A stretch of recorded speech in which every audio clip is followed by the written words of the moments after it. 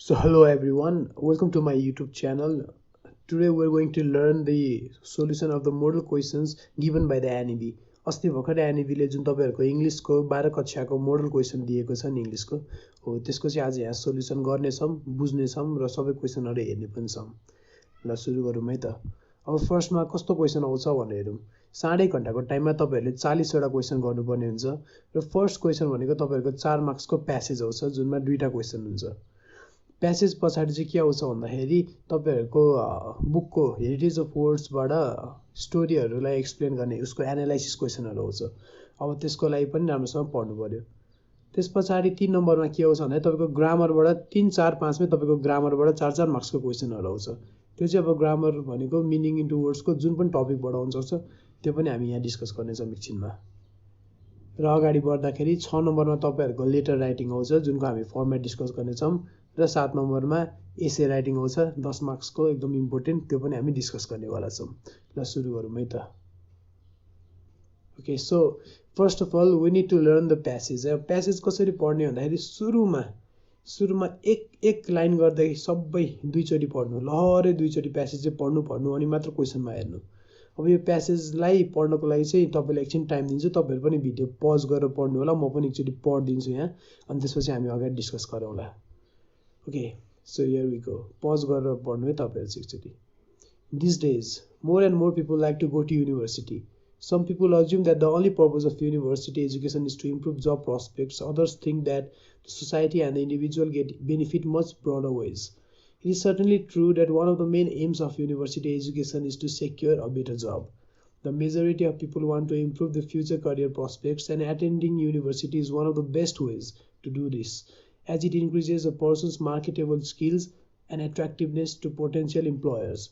But further education is very expensive for many people, so most people would not consider to join university if it does not provide them with a more secure future and a higher standard of living. Thus, job prospects are very important. There are other benefits for individuals and society. Firstly, the independence of living away from home is a benefit because it helps the students develop better social skills and improve as a person. A case in point is that many students will have to leave their families, live in halls of residence, and meet new friends. As a result, their maturity and confidence will grow, enabling them to live more fulfilling lives. Secondly, society will gain from the contribution that the graduates can make to the economy. यो प्यासेजले के भनेको छ main भनेको भन्दाखेरि मान्छेहरु university किन जान्छ रे? पढ्न जान्छ अभियसली हो, तर पढेर के चाहिँ हुन्छ त? युनिभर्सिटी पढेर जब पाउन मात्र जान्छ त कि अरु पनि कुराहरुको लागि जान्छ जस्तै म्याच्युरिटी, नलेज, लाइफको लिडरशिप स्किल्स यताउतिको लागि जान्छ कि भनेर डिस्कस गरेको छ। अब हामी एकचोटी सट्ट क्वेशन हेरौँ है त। क्वेशन हेर्दाखेरि फर्स्ट क्वेशन हेरौँ है त। Why do some people like to join university? What advantage do they have from university? अब प्यासेजहरुको एन्सर चाहिँ कसरी हेर्नुपर्छ भन्दाखेरि हैन तपाई क्वेशन हेर्नु र क्वेशनको मेन कीवर्ड के छ? सम पीपल छ नि। किन उनीहरुले किन युनिभर्सिटी जोइन गर्छ भनेर सोधेको छ। अब त्यही कीवर्डसँग रिलेटेड वर्ड्सहरु प्यासेजमा खोज्नु। अब क्वेशन तपाईको फर्स्टमा आएको छ नि त्यो प्यासेजको नि फर्स्ट पार्टतिरै हुन्छ के एन्सर। अगाडिको क्वेशनको एन्सर अगाडिकै पार्टतिर हुन्छ। अब फर्स्ट माथिको प्याराग्राफ माथिको लाइनहरुमा हेर्नुस् त एकचोटी सम पीपल रिलेटेड कहाँ छ? सेकेन्ड लाइनमा छ नि सम पीपल अज्युम वाला लाइन हो भनेपछि अब त्यहाँ एन्सर हुन्छ। तर हामीले जस्ताको त्यस्तै सारेर हुँदैन। अब यो क्वेशनले कसरी दिएको छ त्यस्तो पारामा एन्सरले आफ्नै एन्सर बनाउनु पर्यो यो वर्ड्सहरु युज गरेर। जस्ताको त्यस्तै सार्यो भने तपाईलाई मार्क्स दिदैन, 0.5 दिदेला। त्यही भएर अब हेरौँ है त अगाडि बढेर। ल यहाँ देखिन्छ नि अब त्यहाँ हेर्नु त some people assume that the only purpose of university education is to improve job prospects, other think that society and individual get benefit much broader ways. अनि अब यो पोइन्ट्सहरुलाई कसरी लेख्ने त? अब why do some people like to join university भनेर यसरी some people assume that the single purpose of joining a university is to improve their job prospects and living standards. Therefore, they like to join university. Why do some people like to join university? को answer त आयो। अब what advantages do they have from university? अब advantages को लागि हेरौँ है त। यहाँ हेर्नुस् त advantages. The majority of people want to improve their future career prospects, and attending university is one of the best ways to do it. अब यहाँ हेर्नु त तलको दुईटा लाइन कोरेको लाइनहरुमा it increases a person's marketable skills and attractiveness to potential employers भनेको छ। भनेको एडभान्टेज के भयो त? अब त्यो मान्छेहरुको लागि त्यो युनिभर्सिटी एटेन्ड गरे भएर उसको मार्केटेबल स्किल्स र उसको एट्र्याक्टिभनेस, उसको भोलि पर्सि उसको जो बोसहरू हुन्छ नि उनीहरूले चाहिँ उनीहरूलाई एकदम एट्र्याक्टिभ पाउँछन् क्या। अब उसको एकदम भ्यालु बढ्छ क्या, मार्केटेबल हुनु भनेको एकदम उसको भ्यालु बढ्नु भनेको उनीहरूको आँखामा त्यस्तो हुन्छ। त्यसै कारणले अब मैले के लेखेको छु भन्दाखेरि what advantages do they have from university भन्दा the advantages that they have from university education include an increase in their marketability and attractiveness which help them in securing a better job with potential employers। अब यो एन्सरहरू हुन त म तपाईँलाई स्लाइडको link पनि दिन्छु होइन, तर यसरी लेखेको भनेर बुझाएको। अब अर्को क्वेसनमा जाउँ है त। So according to the speaker what are the additional benefits of university education. अब यहाँ फेरि अर्को किवर्ड हेर्नुहोस्, एडिसनल बेनिफिट्स। एडिसनल बेनिफिट्स भन्नाले के बुझिन्छ, जुन अघि डिस्कस गरिसक्यो त्यो बाहेकको अरू एडभान्टेजेस, अरू फाइदा भनेर बुझिन्छ नि। अब यहाँ अदर बेनिफिट्स, अरू फाइदा, एडिसनल बेनिफिट्स टाइपको के वर्ड चाहिँ खोजौँ है त प्यासेजमा। हेर्नुहोस् त यहाँ there are other benefits for individual and society भन्ने लाइन छ नि, त्यो भनेको एडिसनल बेनिफिट्स हो नि त होइन। त्यसै कारणले त्यसपछिको लाइनहरू हेर्नुहोस्, अनि टिपिकल बेनिफिट फ्याक्टरहरू मात्र हेर्नुहोस् न, किनभने हाम्रो त 2 मार्क्सको छोटो छोटो एन्सर लेख्नु छ। अब हेर्नुहोस् त डेभलप बेटर सोसल स्किल्स एउटा बेनिफिट भयो, इम्प्रुभ एज अ पर्सन अर्को बेनिफिट भयो, इन्क्रिजिङ मच्योरिटी कन्फिडेन्स अर्को बेनिफिट भयो, सोसाइटी विल गेन भनेको अर्को बेनिफिट भयो। अब यतिवटा बेनिफिट, यति 4-5वटा लाइनको बेनिफिटहरूलाई मिलाएर एउटा दुइटै सेन्टेन्समा कसरी लेख्ने त, यसरी लेख्ने। The additional benefits of a university education are as follows. Independence and better social skills, improvement as a person, growth in maturity and confidence, betterment of society and economy. यसरी हाम्रो प्यासेजको काम चाहिँ सक्यो। Okay, so moving on here what we have next is the cause and effect होइन। तिमीहरूको चाहिँ यो च्याप्टर 8मा पर्छ मिनिङ इन्टु वर्ड्सको। अब ग्रामरको क्वेसन हो, अरू पनि सोध्न सक्छ, तर हाम्रो क्वेसन मोडलमा चाहिँ कज एन्ड इफेक्टवाला सोधेर चाहिँ, त्यही भएर म यही सिकाउँछु तिमीहरूलाई अहिले। सो क्वेसन हेरौँ। Choosing the appropriate verbs in given in the brackets and rewrite the sentence beginning with the words given. अब यहाँ चाहिँ तिमीहरूलाई सर्टेन भर्ब्स दिएको हुन्छ क्या, made it easier, discourage, force, encourage, made it more difficult, त्यस्तो होइन। अनि त्यो भर्बहरू युज गरेर चाहिँ तिमीहरूले दिएको सेन्टेन्सलाई रिराइट गर्नुपर्छ। अब रिराइट कसरी गर्नुपर्छ एउटा इक्जाम्पल हेरेर बुझौँ है त। त्यो इक्जाम्पलमा के दिएको छ, when they took the drug it was more difficult for them to think rationally. अब यो when they took the drug it was more difficult for them to think ऱ्यासनल्लीलाई रिराइट कसरी गर्ने भन्दाखेरि यहाँ माथिको स्ट्रक्चर युज गर्ने। फर्स्टमा कज लेख्ने, अनि इफेक्ट लेख्ने, अनि रिजल्ट लेख्ने। अब यहाँ कज के हो त, कारक, कारण। यहाँ कारण के हो, ड्रग लिनु हो, when they took the drug हो नि होइन, त्यो ड्रग लिनु हो नि त कारण।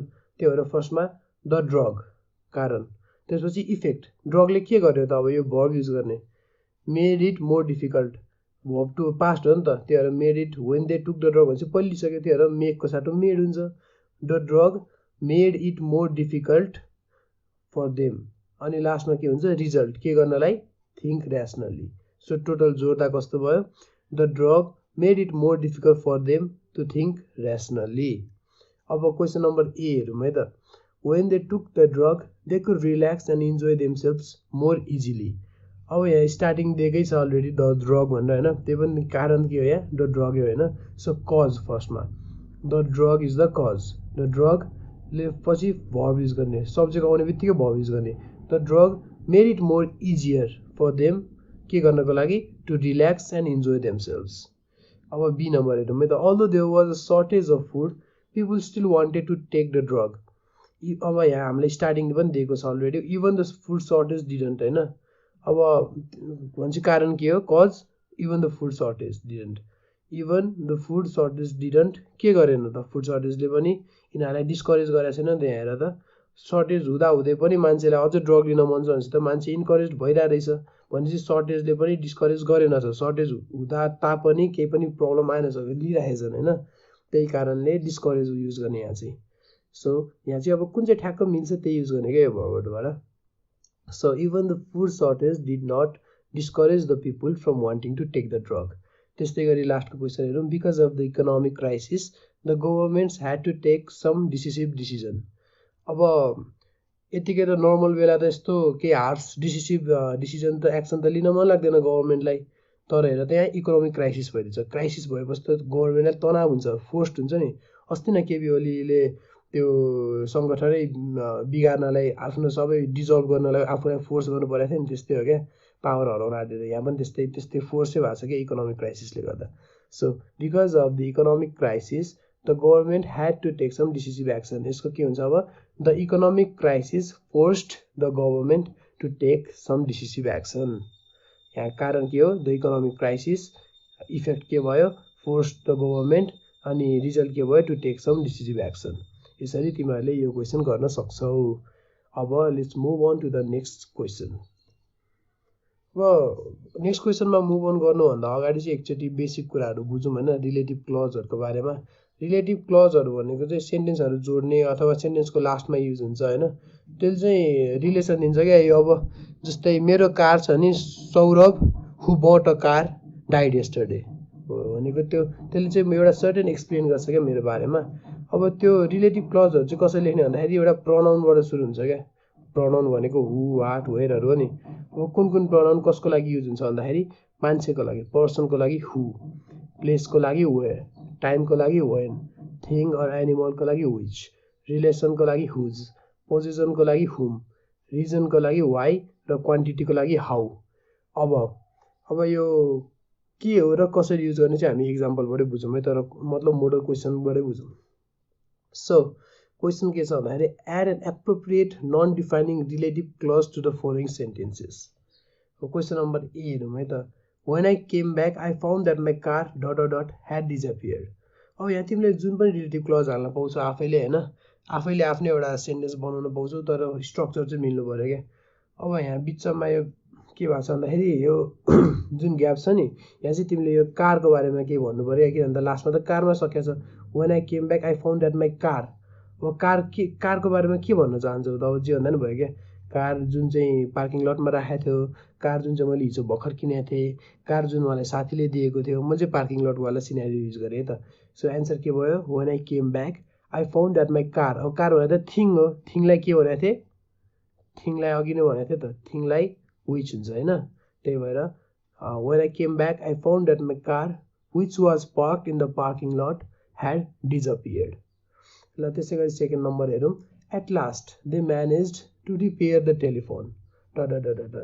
टेलिफोनको बारेमा के भन्नु पऱ्यो मैले, at last they manage the telephone, thing हो नि, which had been damage for a long time. त्यस्तै गरी the teacher ...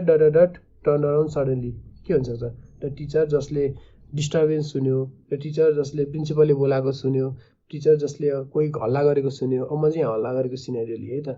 the teacher comma who heard Ram shouting comma turn around suddenly. अब डी नम्बर हेरौँ। I could not wait to get back to Janakpur ... अब जनकपुरको बारेमा के भन्नु पऱ्यो, म जनकपुर किन फर्किन चाहन्छु त, किन हतार भइसक्यो मलाई फर्किन, किन भन्दा म त्यहाँ हुर्केको थिएँ, मलाई त्यहाँ कोही मनपर्छ, मेरो गर्लफ्रेन्ड त्यहाँ बस्छ, मेरो फ्यामिली त्यहाँ बस्छ, जे भनिदिनु भयो। So I could not wait to get back to Janakpur where I grew up as a child. लास्टको हेरौँ। I eventually found the letter ... in my jacket pocket. I eventually found the letter which was sent to be by my love in my jacket pocket. त्यो letter मेरो गोजीमा त भेटेँ बिस्तारै, त त्यो लेटरको बारेमा केही भन्नु पऱ्यो नि त्यहाँ, त्यही भएर विच युज गर्नु पऱ्यो, थिङ भए भएर। त्यस्तै गरी यहाँ जनकपुर चाहिँ ठाउँ भए भएर वेयर युज गरेको है, अनि यहाँ टिचर मान्छे भए भएर हु युज गरेको। अघि हामीले यहाँ प्रोनाउन्सहरू पढाएको थियो नि त, त्यही अनुसार। सो यसरी यो क्वेसन पनि गर्न सकिन्छ। अब यो पनि ग्रामरको इम्पोर्टेन्ट क्वेसन चाहिँ यो पनि हेरौँ होइन। Change the sentences below using either when अथवा as soon as plus past or when or as soon as plus past perfect whichever is appropriate. अब क्वेसनहरू चाहिँ यहाँ दिएको छ 6वटा होइन। अब यसलाई कसरी गर्ने भने म स्ट्रक्चर पढाउँछु पहिला, अनि स्ट्रक्चर अनुसार एक्सप्लेन गर्छु है त। सो बेसिक रुल्सहरू हेरौँ है त। अब एज सुन एज युज गर्नको लागि चाहिँ के हुन्छ भन्दाखेरि होइन, दुईवटा इभेन्ट दिएको हुन्छ क्या। जस्तै यहाँ इक्जाम्पलबाट हेरौँ है त। दुईवटा इभेन्टहरू दिएको हुन्छ क्या। दे स द हाउस होइन, अनि they fell in love with it. दुईवटा पार्ट छ नि, दे स द हाउस एउटा part, they fell in love with it, they immediately fail in love with it अर्को पार्ट। अब यहाँ त घर हेर्ने बित्तिकै लभ पऱ्यो नि त, ग्याप छैन नि टाइमको होइन, हेर्ने बित्तिकै नै मन पऱ्यो। यस्तो हेर्ने बित्तिकै नै मन परेको छ, हेर्ने बित्तिकै के भएको छ, दुईवटा इभेन्ट्सको बिचमा ग्यापै छैन, अथवा एउटा इभेन्ट यो कारणले भएको छ किनकि अर्को कारण भएको थियो। जस्तै the second action happen due to the reaction of first event. हेर त, घर देख्ने बित्तिकै मन पर्यो नि त हैन। मन परेको कारण किन घर देख्ने बित्तिकै हो। दुईटा इभेन्ट सँगै भएको छ भने त्यसको लागि चाहिँ as soon as plus simple past plus simple past भनेको हेर है त as soon as plus simple past तर फर्स्टमा सधैँ फर्स्टवाला इभेन्ट लेख्ने है। As soon as they saw the house घर देख्ने बित्तिकै के भयो सिम्पल पास्टमै लेख्ने अब they fell in love with it घर देख्ने बित्तिकै के भयो एकदम मन पर्यो। As soon as they saw the house they fell in love with it. अब यहाँ हेरौँ है त तल I wrote the letter and posted it straight away. अब यहाँ के भयो एउटा event I wrote the letter छ अर्को event posted it straight away छ हैन। तर स्ट्रेट अवे पोस्ट गर्नेलाई पनि त पोस्ट एड्रेस त जानु पऱ्यो पोस्ट अफिस त हैन। लेटर लेख्ने साथी त हुँदैन नि त लेटर लेखेपछि एकछिन टाइम ग्याप त हुन्छ नि त पोस्ट हुन्जेलमा हैन। त्यही भएर there is a time gap. त्यही कारणले यहाँ चाहिँ अब यहाँ भनेको अर्को फर्म युज गर्नुपर्छ। अब 2 नम्बरमा चाहिँ एज सुन एज कि त सिम्पल पास्ट र पास्ट पर्फेक्ट और as soon as past perfect र सिम्पल पास्ट युज गर्नुपर्छ। पास्ट पर्फेक्ट भनेको ह्याड प्लस भर्ब हुन्छ है। अब यहाँ हेर एज सुन एज फर्स्टमा के भयो त्यही लेख्नुपर्छ। As soon as I had return the letter past पर्फेक्टमा लेखेँ है मैले। As soon as I had return the letter अनि त्यस पछाडि के हुन्छ सिम्पल पास्ट लास्टमा आई पोस्टेड इट। अब स्ट्रेट अवे चाहिँ फेरि लेख्नु पर्दैन किन भन्दा स्ट्रेट अवे भनेको एज सुन एजले डिटर्माइन गरे क्या। यहाँ इमिडिएटली भन्ने बित्तिकै एज सुन एजले डिफाइन गरे क्या। So I wrote the letter and posted it straight away के भयो एकछिन टाइम ग्याप भएको कारणले दुईटा इभेन्ट सँगै नभएको कारणले as soon as I had return the letter I posted it as soon as plus past perfect plus simple past okay. अब सी नम्बर हेरौँ है त द ट्रेन पास्ट एउटा इभेन्ट अनि immediately the crossing barrier went up हैन। अब train pass हुने बित्तिकै ब्यारियर सँगसँगै एउटै टाइममा त जाँदैन नि त ट्रेन पास भइसक्नुपर्छ अनि मात्र ब्यारियर माथि जान्छ नि त हैन। क्रसिङ ब्यारियर मान्छे बाटो काट्ने ब्यारियर त्यही कारणले एकछिन टाइम भएको सँगै नभएको कारणले यहाँ पनि फर्स्टमा पास्ट पर्फेक्ट र त्यस पछाडि simple past as soon as first event लेख्ने as soon as the train had passed passed हैन है had passed the crossing barrier went up यहाँ चाहिँ सिम्पल पास्ट। पास्ट पर्फेक्टमा ह्याड र भर्ब टु हुन्छ भने यता सिम्पल पास्टमा चाहिँ डाइरेक्ट भर्ब टु मात्र हुन्छ। त्यस्तै गरी डी नम्बर हेरौँ he left the house straight after breakfast. अब ब्रेकफास्ट खाँदा खाँदै त भाग्न मिल्दैन नि त खाइसकेर भएछ नि त त्यही कारणले एज ग्याप हुन्छ त्यही भएर as soon as he had taken his breakfast he left the house. यसरी यो क्वेसन पनि गर्न सकिन्छ एकदम सजिलो छ बेसिक कुरा बुझ्नुपर्छ बेसिक कुरा बुझेपछि जे पनि गर्न सकिन्छ यस्तो क्वेसनहरू। सो अब लेटर राइटिङहरू लेटर चाहिँ म पुरा तिमीहरूलाई लेखेरै चाहिँ देखाउँदिनँ होइन त्यो आफै लेख्न जान्नुपर्छ लेटर। म तिमीहरूलाई बेसिक फर्मेट भनिदिन्छु र फर्मेट सँगै के लेख्ने भनेर पनि भनिदिन्छु भित्रको बडी पार्टको त्यो तिमीहरू आफै लेख्न सक्छौ। सो क्वेसन चाहिँ तिमीहरूलाई के दिएको थियो यहाँ भन्दाखेरि एउटा साथी चाहिँ टुरमा जान खोजिरहेछ अरे अनि तिमी उसलाई केही ठाउँहरूको नाम भनिदियो अरे। अब 120 वर्ड्स भने चाहिँ एकैछिनमा सकिन्छ 120 वर्ड कति पनि हुँदैन होइन 5 मार्क्समा दिएको छ। अब सधैँ अब यही फर्मेट युज गर्नुपर्छ भने छैन लेटरको धेरै फर्मेटहरू छ कसैले एड्रेस र डेट लेफ्ट साइडमा लेख्छ कसैले राइट साइडमा लेख्छ। मैले चाहिँ यसरी पढेको छु त्यो म तिमीहरूलाई यसरी नै बुझाउँछु है। अब राइट ह्यान्ड साइडमा फर्स्टमा एड्रेस लेख्नु आफ्नो त्यसपछि आफ्नो डेट लेख्नु लेटर लेखेको डेट है। अब एकदम लेफ्टमा चाहिँ के लेख्ने भन्दाखेरि तिम्रो ग्रिटिङ लेख्नु पर्यो। ग्रिटिङ भनेको डियर एक्सएक्सएक्स अब डियर शान्ति डियर तुलसीजी भन्ने पनि भयो होइन तिम्रो साथीको नाम। अब यहाँ तल त्यस पछाडि कमा दिएर त्यसकै तलपट्टिबाट लेटर सुरु गर्नु है ठ्याक्कै त्यसको स्ट्रेट तल क्या अनि यहाँ देखाएको छ नि त्यसरी नै। अब त्यसकै तल चाहिँ के लेख्नु भन्दाखेरि सुरुमा त्यो हुन्छ नि मैले तिम्रो लेटर पाएर एकदम खुसी लाग्यो मैले तिमीलाई सम्झिरहेको थिएँ अब तिमीले नलेखेको धेरै भयो त्यस्तै कुराहरूलाई मिलाएर लेख्नु। अब जस्तै यहाँ I am please to receive your letter त्यस्तै लेखेँ होइन I am very happy to receive your letter I am glad to know that you want to go on a tour and asked for my advice त्यस्तो लेख्नु होइन। अनि त्यस पछाडि next paragraph सुरु गर्नु अलिकति तलबाट नेक्स्ट प्याराग्राफ सुरु गर्नु। नेक्स्ट प्याराग्राफमा चाहिँ अब मेन बडी पार्ट लेख्नु क्या। अब बडी पार्टमा चाहिँ तिमीलाई उसलाई कुन ठाउँ जान भन्छु त्यही ठाउँहरूको बारेमा लेख्नु। अब जस्तै तिमीलाई काठमाडौँकै लेख्छौ भने बौद्ध बसन्तपुरहरूको बारेमा अलिअलि लेखिदिऊ होइन। अनि यदि तिमी अब पोखरा सोखराको बारेमा सजेस्ट गर्छौ भने पोखराको बारेमा फेवाको बारेमा यताउति अलिअलि लेखिदिनु त्यो राम्रोसँग लेखिदिनु क्लियरली लेखिदिनु टु द पोइन्ट लेखिदिनु भइहाल्छ होइन।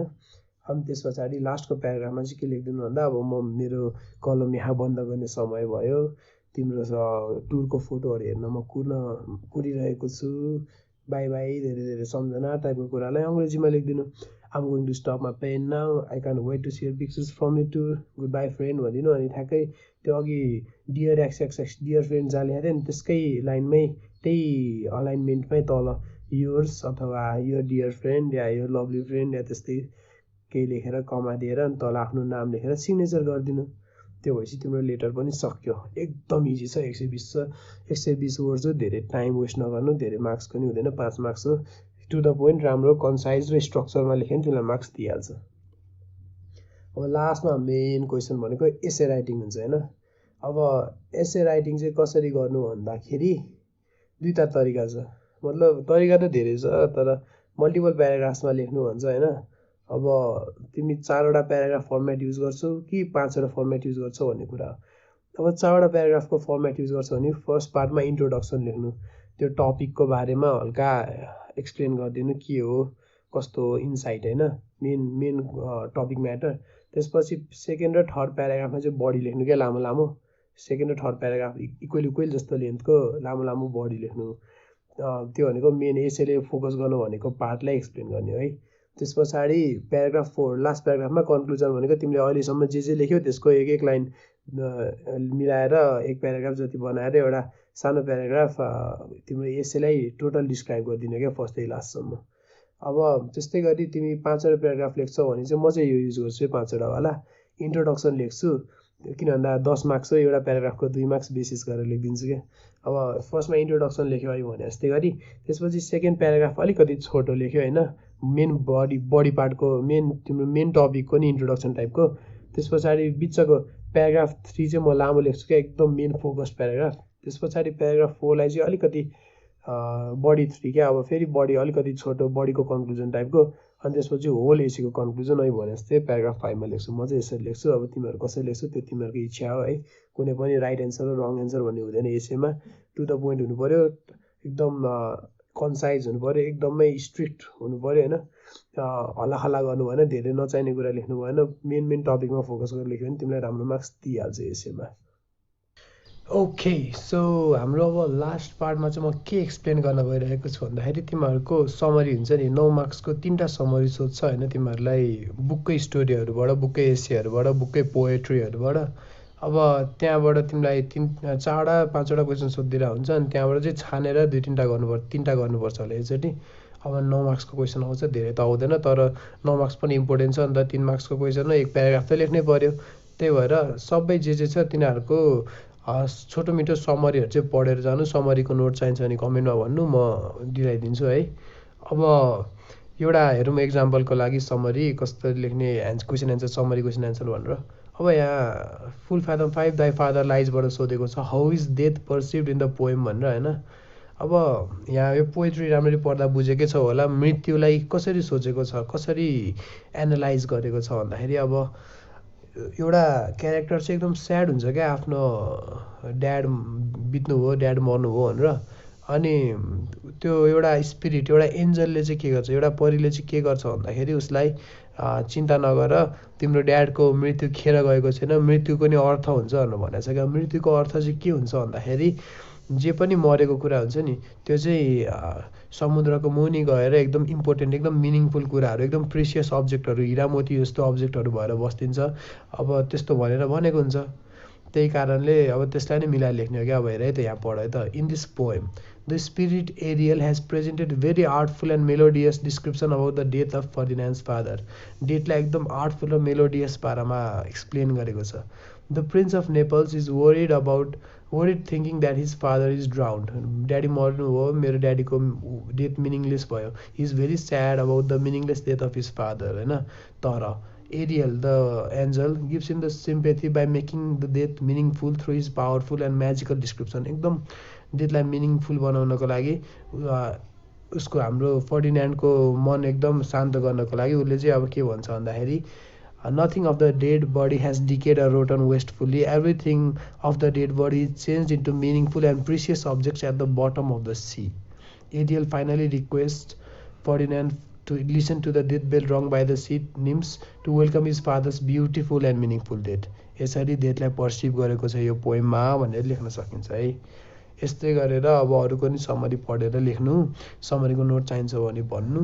यदि यो भिडियोले तपाईँहरूलाई हेल्प गरेको छ, ल मैले आज केही जाने जस्तो लाग्छ भने चाहिँ एकचोटि लाइक चाहिँ गरिदिनु होला। केही जानिनँ जस्तो लाग्यो भुया यसले जे पायो त्यही पढाए जस्तो लाग्यो भने डिसलाइक गरिदिनु होला होइन। एटलिस्ट केही रियाक्सन गरिदिनु होला, कमेन्ट गरिदिनु होला, सब्सक्राइब गरिदिनु होला। म यस्तै भिडियोहरू बनाइरहेको हुन्छु। अबदेखि तपाईँहरूलाई के चाहिन्छ भन्नु होला, म बनाइदिउँला। अहिलेको लागि चाहिँ धन्यवाद है त, बिदा माग्छु। Good by and best of lock.